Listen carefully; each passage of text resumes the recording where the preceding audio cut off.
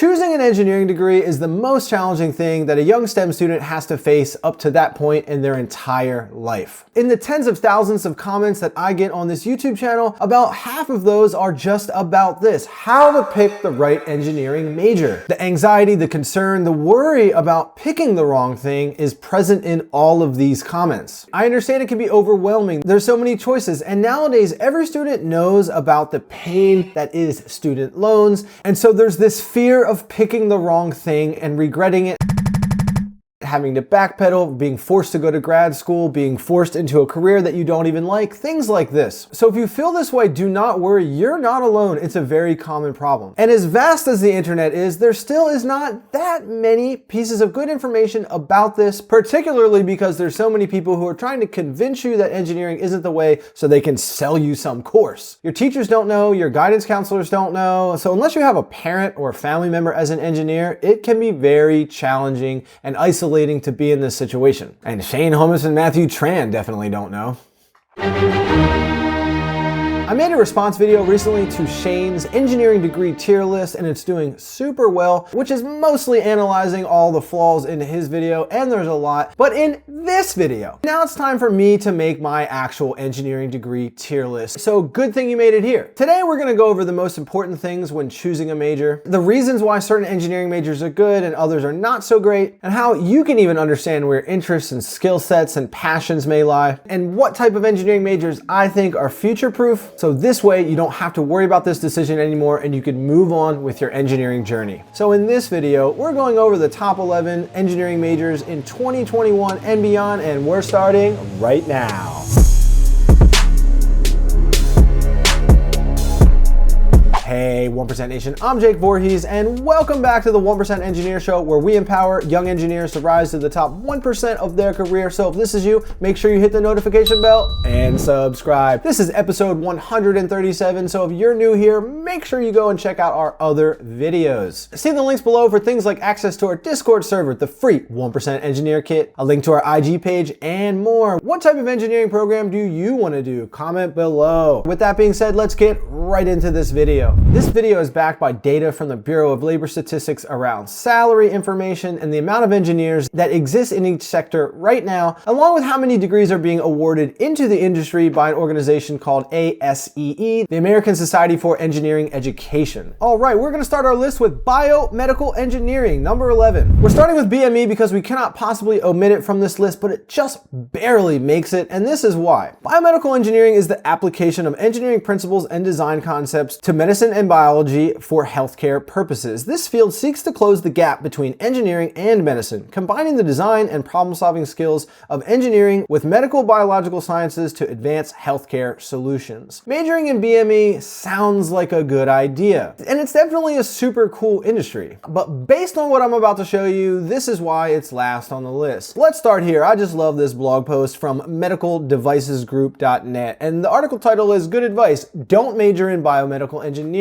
There's only 21,000 jobs for biomedical engineers that exist today, not job openings, actual positions where people have the title biomedical engineer. And as you can see, they're adding about 7,000 degrees per year. So you do the math, that doesn't look very good for biomedical engineering. I've developed this concept called a saturation ratio, which is essentially the fraction of the amount of degrees added to the industry divided by the amount of jobs that actually exist. So as you can see, this is 33% saturated, which is not that great. Biomedical engineering actually has 98 different ABET accredited programs for the degree, but still I think there are too many degrees being pumped out into the industry, and biomedical engineers oftentimes cannot get jobs. And sure, biomedical engineering is growing at 5% per year, but it doesn't matter if it's already so small at 21,000 jobs. And then I also want to point out the fact, using this table, that only 45% of biomedical engineers actually are able to even enter the workforce with their 4-year degree. So many need to go get a master's or a PhD. In fact, 1/5 of working biomedical engineers actually have a PhD. That's a little mind-blowing to me, which if you compare it to a lot of other core engineering like the big three, electrical, civil, and mechanical, this is just not the case. Engineering is one of the best majors because with most degrees you can walk into a corporate situation and start your career, make a great salary, have a path to career advancement, and work on cool projects and start a very nice engineering journey. That's not always the case. That's not the case with biomedical engineering. So that's why it's here at number 11 on this list. I do not suggest that people get a biomedical engineering degree. It's much better to do something like mechanical engineering or electrical engineering, and then you can concentrate or focus your technical electives, your internships, your networking, your research, the clubs, organizations, and societies that you join in biomedical engineering if this is what you want. That way, you have more flexibility because your degree, which would be mechanical engineering or electrical engineering, can open up more opportunities for you for other directions if you choose. Also, it's a little bit better to choose a more general engineering, because what if you decide halfway through your engineering student career or even a few years into your actual professional career that biomedical engineering is not the best for you? What you've done if you choose biomedical engineering is you've narrowed your focus,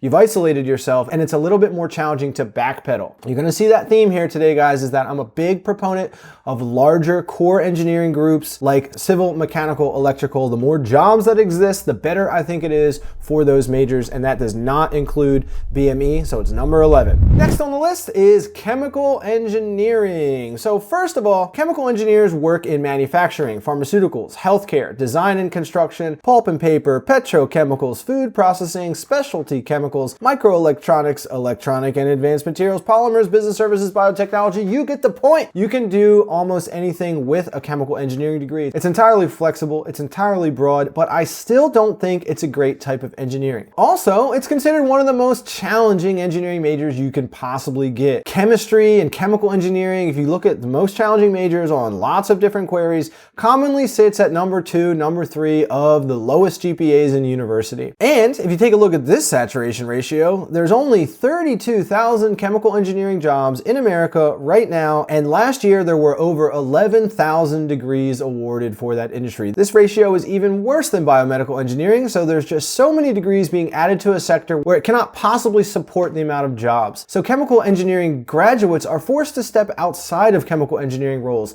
like process engineering, or even computer science roles, or pharmaceutical roles, or go to grad school in some sort of other niche that is not engineering in order to gain employment. And even though chemical engineering has 155 different programs in the country, I'm still not that excited about it. I met a lot of chemical engineers who are incredibly brilliant and got good grades and survived one of the hardest college majors you can possibly choose, and then they can't get a job in chemical engineering because there's so few roles. And if you take a look at chemical engineering, you'll see here that under half of working chemical engineers are actually working with just that bachelor's. So almost a quarter of them have a master's degree, and a large percentage, just like biomedical engineering, of chemical engineers actually have a PhD in order to be qualified for the job that exists for their career. So this is why it's number 10, not that many jobs, bad saturation ratio, needed advanced degree, and it's really challenging. Why not just major in something else that's a little bit easier, has better jobs, and the salary, yeah, sure, it's great, but I really don't look at things like $108,000 salary when you could do aerospace, computer engineering, electrical engineering even has a median salary that's higher than this, so I just don't like chemical engineering. Now, why would you potentially choose chemical engineering? Say you absolutely know exactly which sector that you want to work on within chemical engineering, and you've been in love with it forever. You really like chemistry and the intersection of engineering and chemistry, and it's been your life plan, and you've talked to lots of engineers, and you've even done some projects, and you really have already gotten your feet wet with it somehow before you even get into university. And another thing is, if you live in an area, a country, a culture, a city that actually has a lot of chemical engineering and you want to be there for a while, that's another exception to this. But otherwise, I'm really not that enthusiastic about chemical engineering. Number 9 on the list, we have material science engineers. Materials engineering careers involve the study, development, and testing of materials required in a wide range of manufacturing products. Materials engineers may work to find new uses for existing materials, or they may use basic types of materials like metals, ceramics, plastics, semiconductors, and composites to create brand new substances that meet the specifications of a particular project. Materials engineering is a very cool field, but again, just like biomedical and chemical, it is a pretty narrow avenue. There's only 27,000 working materials engineers here in America right now. And the other thing that's interesting with this major is that there are more masters and PhDs awarded every year than even undergraduate degrees. 54% of the degrees are graduate degrees. So it shows you that in order to have a successful career, you basically need to go to grad school. The salary is not even that high, 93,000 median, which is just ahead of some of the core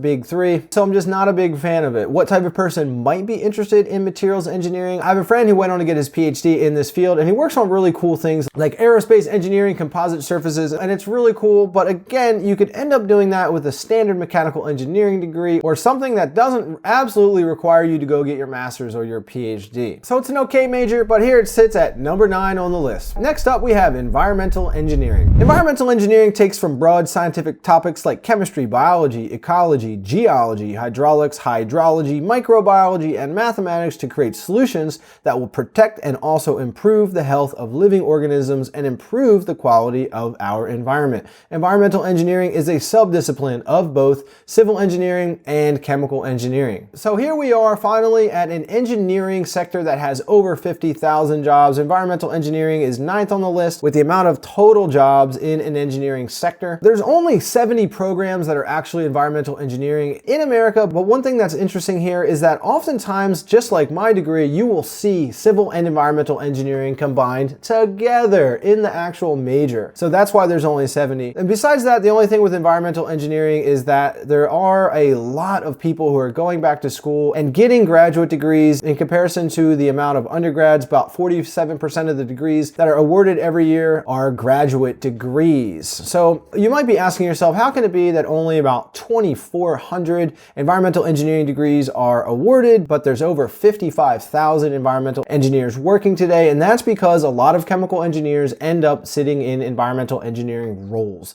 So it's a little bit competitive in that regard. I also think that even though environmental engineering says that it's a 3% growth rate based on the Bureau of Labor Statistics, there has to be more environmental engineering interest because we are destroying this planet with fossil fuels and plastic usage and petrochemical use. So this, I think, is going to be a better major. Yeah, the salary is pretty standard in comparison to a lot of other big engineering, but that's fine. A lot of this video is not based on salary because salary doesn't really have to do with the degree that you have. It has to do with who you know and the skills that you've developed and how special you have become within your employer. Another thing I like about environmental engineering is that it's actually the only engineering sector that is slightly more women than men. I do get a lot of comments from women in engineering who are a little bit intimidated by things like mechanical, aerospace, electrical, and computer engineering that are under 15% women, but environmental engineering is actually 50.6% women based on 2008 data. Only about 22% of engineering degrees are awarded to women, but in environmental engineering, it's over half, which is pretty cool. All right, number 7. It was really hard for me to decide which should be 7 and 8, so I think this is pretty close to a tie with environmental engineering, but the next one is industrial and systems engineering. Most engineering fields are traditionally decompositional. To understand the whole of something, it is first broken down into its parts.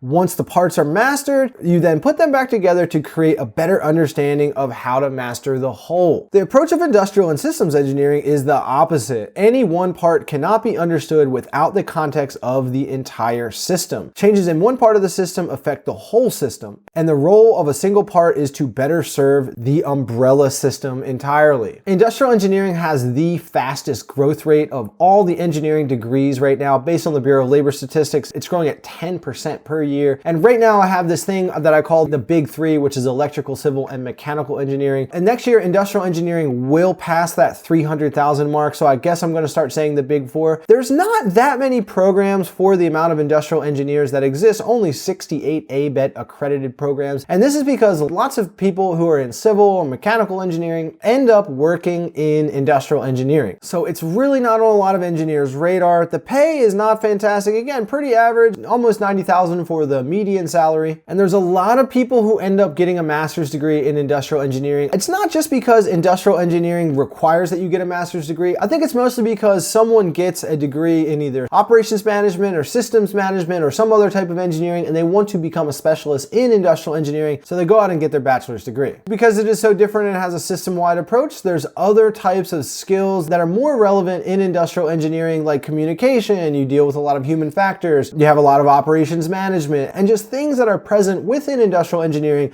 that would never be the case in other engineerings because it does have that opposite approach to the industry. So it's a very cool major. Because there's fewer programs and it's a little bit of a non-standard engineering, I couldn't really rank it much higher than 7th on this list. So there you have it, guys, industrial engineering. Next on the list at number 6, you have computer engineering. Computer engineering is a branch of engineering that integrates several fields of computer science and electronic engineering required to develop computer hardware and software. Computer engineering engineering is a branch of electrical and electronic engineering. There's two camps of computer engineers. You have computer software engineers who end up working with primarily the programming and the software engineering component and integration with computer systems. And then of course you have computer hardware engineering. And for this video, we're going to be focusing on that computer hardware engineering element. The Bureau of Labor Statistics does report exclusively on computer hardware engineering because the computer engineers that end up working as programmers or software engineers get lumped into the job category that is software developers. Computer engineers make a pretty good salary. It's actually the second on the list at $117,000 for median income. There's 71,000 positions just for computer hardware engineers in America alone, which is pretty solid. There's 218 accredited programs, which is fantastic.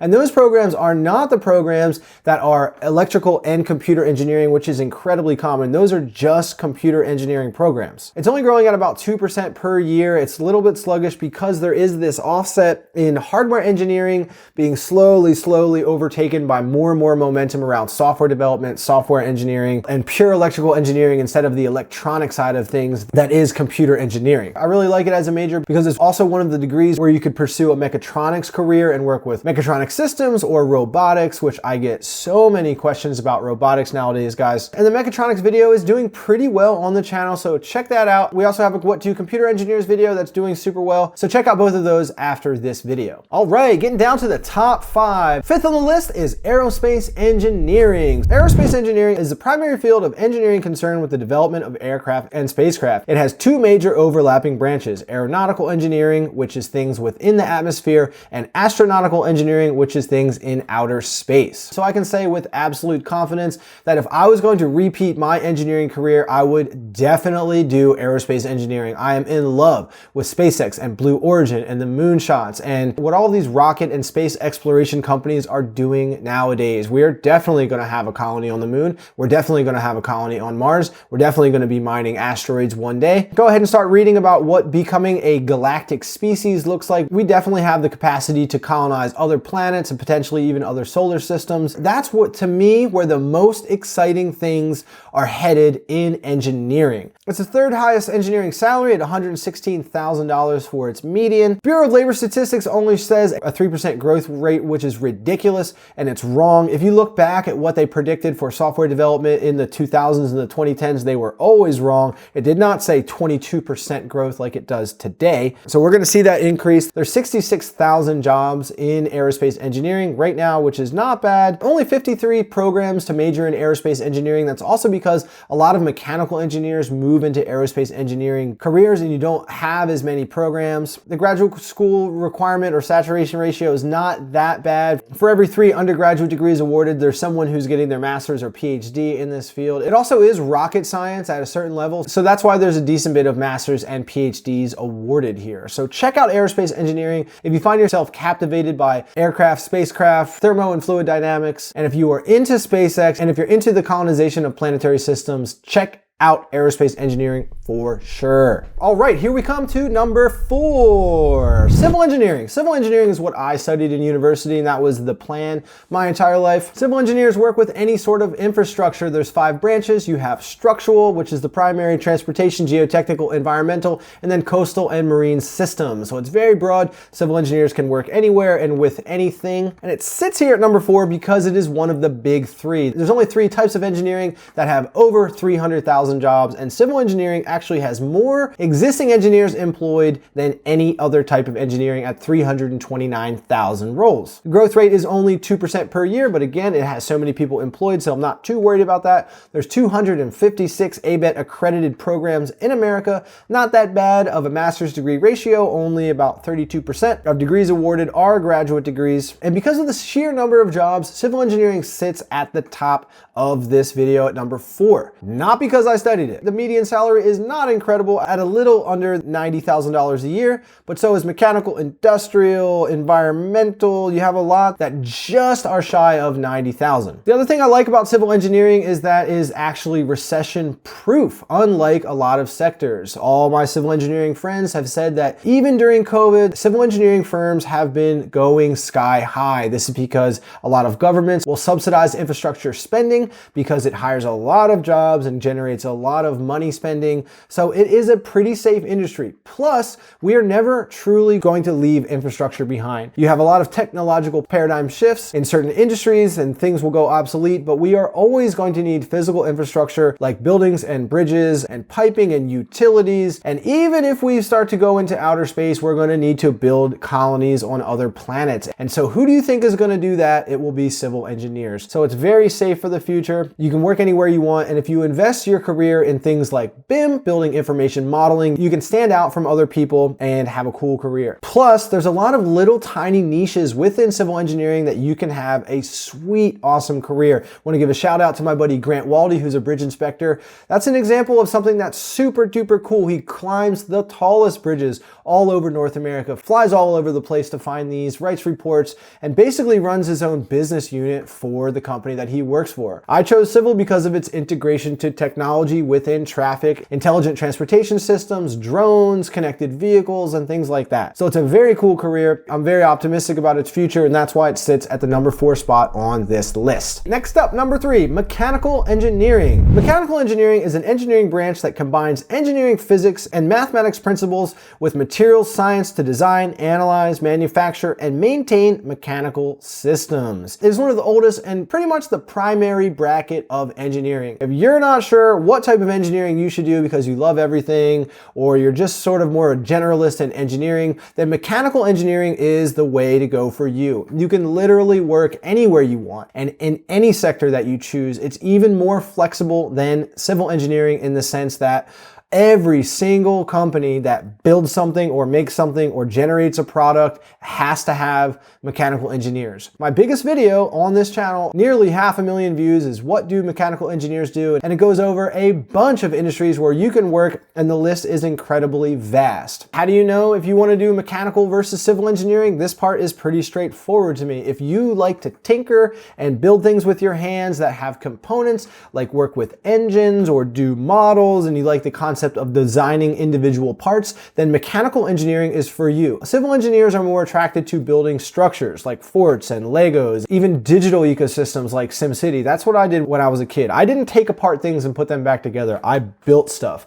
and that's how I knew civil engineering was for me. There's 316,000 mechanical engineers in the country. Another somewhat standard salary at a median of just under 90,000. There's 337 ABET accredited programs in the country. The saturation ratio is a little alarming, with over 30,000 degrees being added every single year and only 300,000 jobs. And that's, I think, because a lot of engineers do sort of choose mechanical engineering based off of a knee-jerk reaction. They know they're going to be fine, so they just go with mechanical engineering, then they can choose their specialty later. It can get you into any sort of grad school. It can get you into any sort of career direction that you want. So I think it's a great career, and that's why it sits at number 3 on this list. All right, the grand finale, what you've all been waiting for. We actually have a tie for first place in this video. And first, what we're going to talk about is the actual engineering side of this tie, which is, of course, you've been waiting for it, electrical engineering. Electrical engineering is an engineering discipline concerned with the field of study, design, and application of equipment, devices, and systems which use electricity, electronics, and electromagnetism. It's got 328,000 roles right now in America. And one of the only bad things about the electrical engineering degree is that there are a lot of people who get their master's degree here. I think it's for a few reasons. It is decently competitive, but I think it's because so many people know that this is the future. Probably the safest and most future-proof type of engineering degree that you can get today. And this is for 2 reasons. First of all, electrical engineers work with everything electronic. We're going in the direction of nanotechnologies and microelectronics and everything that's going to be using space and robotics. Basically everything that technology touches, electrical engineers can as well. You have a limitation within mechanical engineering. We cannot design things to be physically